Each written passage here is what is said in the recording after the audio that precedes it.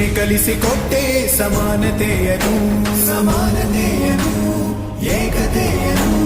ರಾಷ್ಟ್ರ ಸಂವಿಧಾನಕ್ಕೆ ನೀನೆ ಶಿಲ್ಪಿಯು ನೀನೆ ಕಲಿಸಿಕೊಟ್ಟೆ ಸಮಾನತೆಯನು ನಿನ್ನ ಲೇಖನಿಯ ಬರಹ ದೇಶ ಖರ್ಚನೆ ಒಂದು ಮಾತು ಕೂಡ ಭೀಮ ಗರ್ಜನೆ ನಾಯಕ ನೀನು ಭೀಮರ ಮಹಾನಾಯಕ ನೀನು ಭೀಮರ ನಾಯಕ